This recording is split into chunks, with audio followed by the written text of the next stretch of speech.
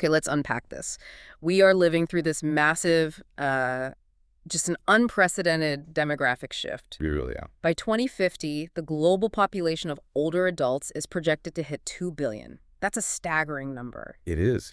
And it shines a spotlight on a critical and, I think, often overlooked risk that this whole group faces: falls. A huge risk. It truly is a quiet crisis. I mean, we're not talking about a small percentage here. The data shows that around 30% of adults over 65 have at least one fall every single year. And those falls aren't minor. No.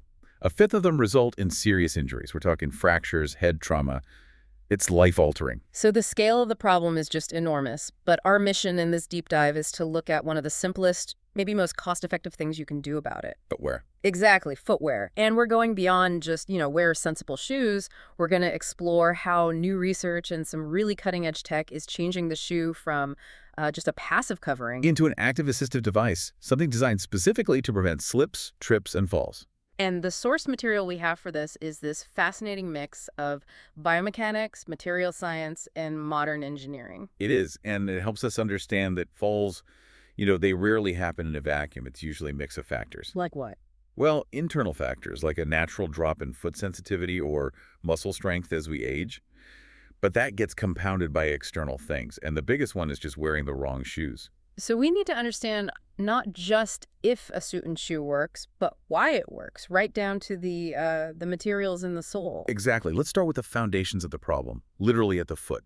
Because the aging process itself introduces some really significant changes. Anatomical changes. That's right. Over time, feet tend to get a bit longer, a bit wider. They sort of Right. splay out. But the really impactful change is internal. It's called fat pad atrophy. And that's the cushioning on the sole of your foot? It's the natural cushioning, yeah. Think of it as losing your body's built-in shock absorbers. And without that cushioning, I imagine every step is harder, more painful. It is.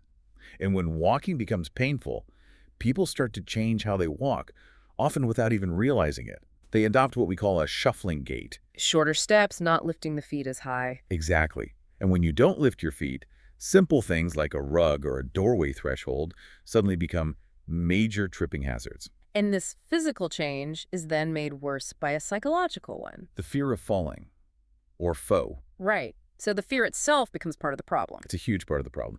That fear leads to people restricting their own movement. They'll start avoiding stairs or long walks. Which just accelerates muscle loss. It's a classic vicious cycle.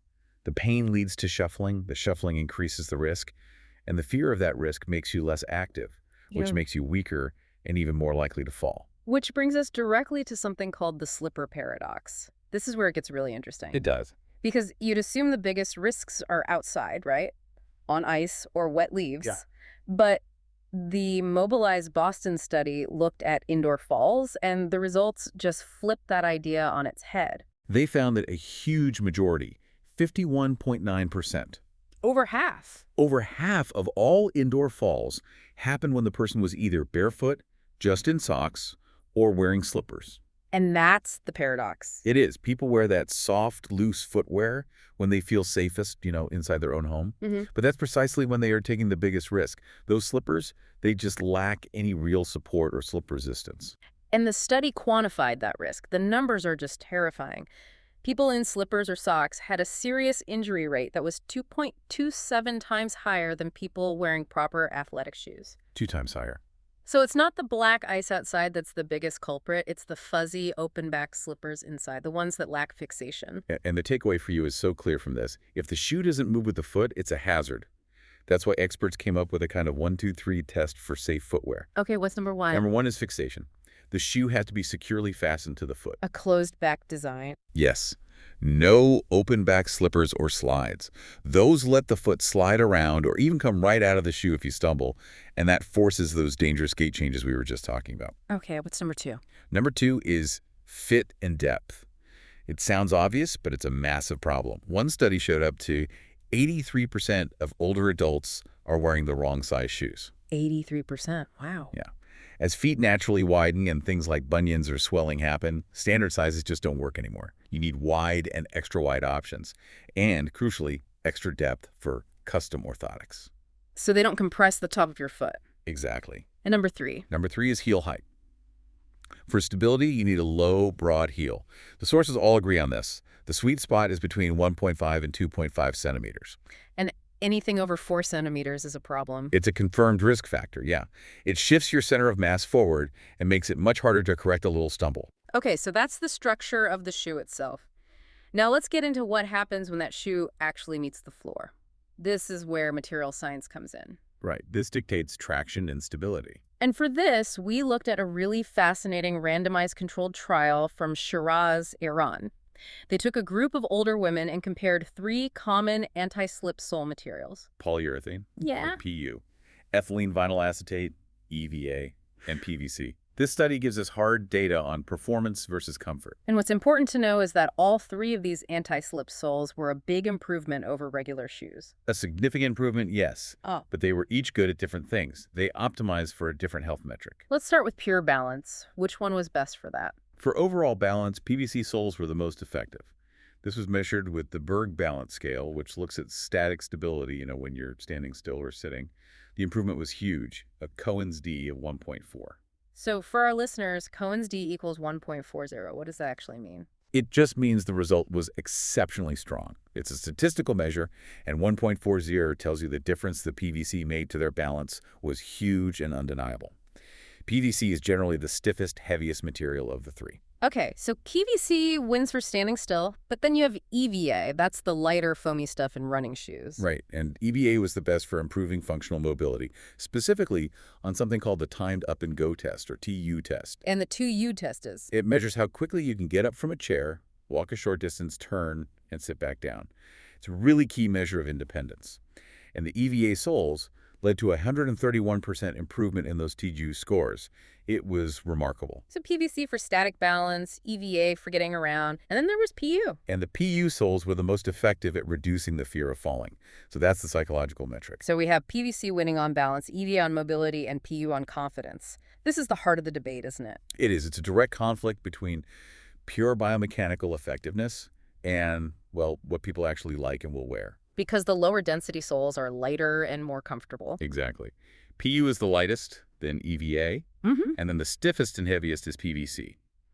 And what the study found was that the participants felt much more comfortable in the PU and EVA soles. So the materials they liked the most were the ones that helped with movement and confidence, even though the stiff PVC was technically better for just standing still. Precisely. Yep. So the question becomes, which material do you prioritize? Do you build the shoe that's technically the best for pure balance, the PVC one, or do you build the one that's more comfortable? The one that will actually get worn for more than a few weeks. Right. Does the comfort and the reduced fear from PU and EVA lead to better long-term use and therefore better overall outcomes? It's a classic design challenge. You have to integrate the clinical science with what people will actually accept. A safe shoe that just sits in the closet is completely useless. And this leads perfectly into modern innovation, into the mechanical engineering side of things. Right. Because one of the single biggest risks for seniors, or anyone post-op, like after a hip replacement, Especially hip replacements. is the simple act of putting on the shoe, the bending, the balancing. For hip patients, you have those 90-degree precautions. Yeah, to quickly clarify that, it's a critical safety rule. Yeah. You can't bend your hip past a 90-degree angle. Bending over to tie a shoe completely violates that, and you risk dislocating the new hip. So you need another way. And that brings us to the rise of hands-free footwear. You'll see it called FAST technology, foot-activated shoe technology. And the core innovation here is the collapsible heel system. It's a brilliant bit of engineering to stop people from just crushing the back of the shoe, which is the exact problem we see with slippers. So how do they get it to be stable but also let you step right in? Well, they use this resilient material, a thermoplastic elastomer, or TPE. Think of it like a high-tech memory foam, built into the heel counter in a structure people call a cage. Okay. So when you step down into the shoe, that cage compresses. It acts like a built-in shoehorn. Then once your foot is all the way in and the pressure's off, the material just snaps right back up into its firm, supportive position. It's fixation through clever mechanics. I've seen other brands do it a little differently. Right. Some use a molded heel panel that acts as the shoehorn, Okay. and then an internal heel pillow that sort of locks your foot in. The end result is the same.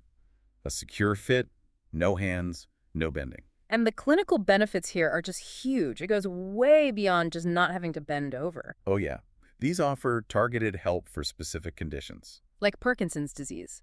Patients have what are called off moments when their medication isn't working as well. And during those times, the fine motor skills you need for laces or straps are almost impossible. Hands-free tech gives them single motion entry. It maintains their independence and, their dignity. And it's a huge benefit for anyone with arthritis too, whether it's in your hands, knees, or back. It eliminates the need for finger dexterity, which is painful for inflamed hand joints, and it removes the need to put all that pressure on your knees and back to reach your foot. It's a real quality of life improvement. And the innovation doesn't even stop with the mechanics. The future's moving even faster, with the Internet of Things, IoT, getting built into footwear. Smart shoes. Smart shoes, they're using accelerometers and pressure mapping cells to do continuous gait analysis. And that real-time data is transformative. It can monitor your step length, your cadence, your symmetry, all key indicators of physical frailty.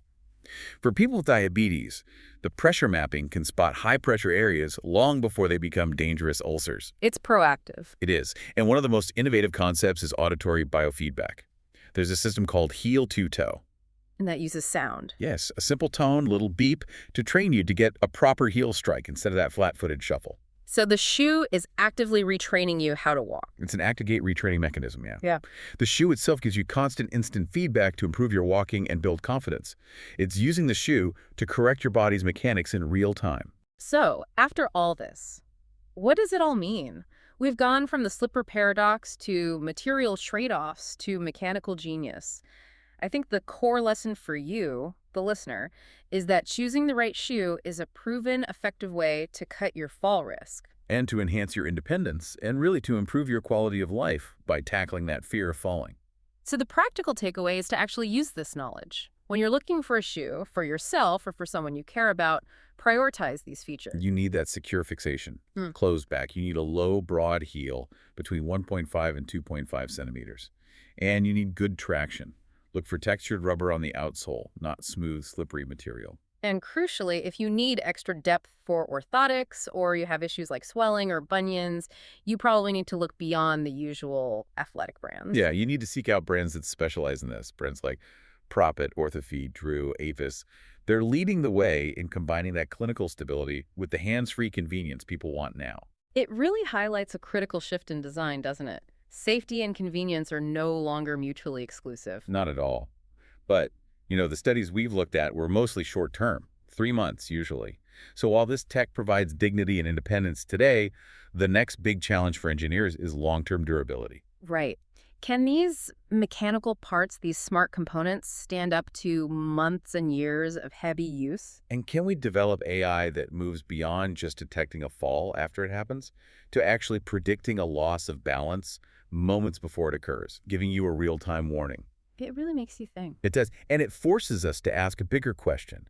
What areas of your own life, beyond your shoes, could be dramatically improved if technology took over those small, difficult, everyday tasks, the things you find just a bit awkward or inconvenient? What would it mean to get back that simple sense of independence and security? That's the real promise here.